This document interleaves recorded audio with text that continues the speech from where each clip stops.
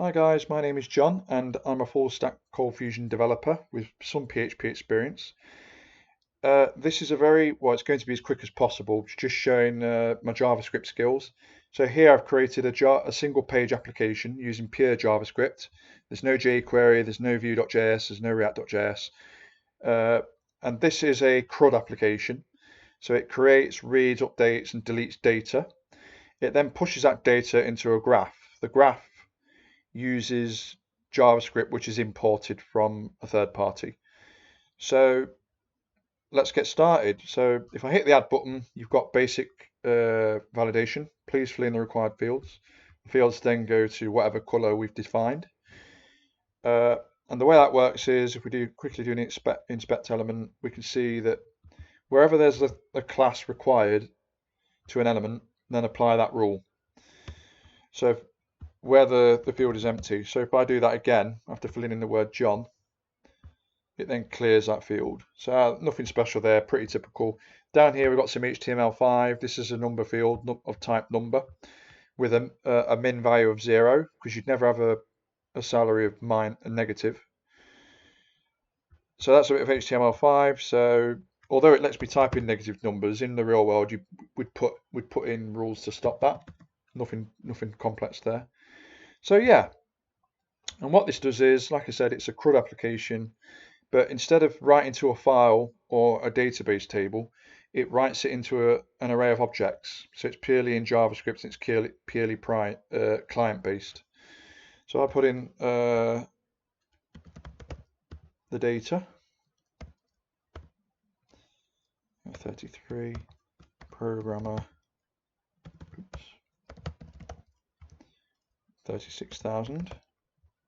Hit the add button. It's now done an insert into our imaginary database table. So it's got an ID field, first name, last name, etc. The ID has a value of 1, but obviously when you first insert data into an array, the index is 0. And if we look at the delete button, the identifier is 0. So then if I add another record, say Karen Brown, female, 28, also a programmer, she says 23,000. That'll have an ID of 1, an index of 1, sorry. So there you go. That proves that what I've done is I've added 2 records into an object of type person, which is then pushed into an array. So that's adding. We can also delete records. So if I delete 1, for example, do I want to delete this record 1? Click yes. John is now gone. So that's D. We've now done the C and the D in CRUD. So if I put John back in again, it doesn't matter about spelling mistakes. I'm trying to make this as fast as possible. Change the age. Use a programmer again. Salary 36, whatever. Right. So that explains like I just said, create and delete. Next, I'll demonstrate update. So if I click on that new row, and also just to quickly show that as per MySQL, you'll see that when you delete a record and add a record, the auto increment goes to the next highest number. So I've managed to replicate that as well. So if I change that to S, get rid of this a second, click the save button.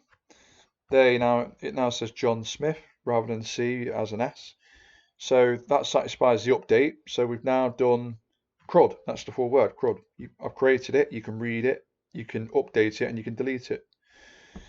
So that data is now ready to push into a graph. We've got you can categorize the data by gender or age, and you can choose either a horizontal column, vertical column, pie.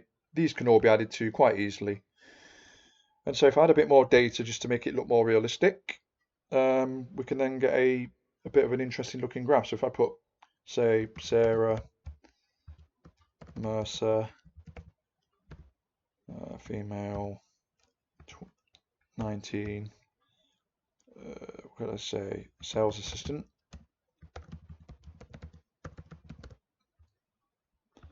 9,000, because she's part-time.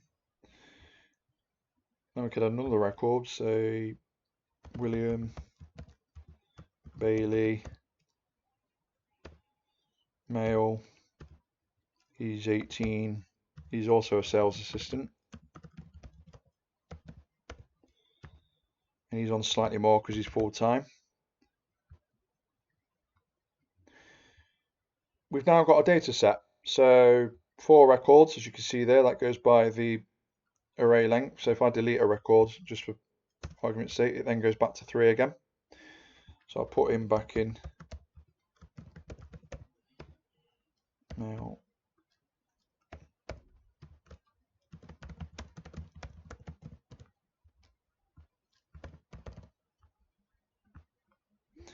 Okay, so if I hit the create graph button, by default it will go to the horizontal line bar, bar graph. So if we click on that, yeah, there you go. And that's our data.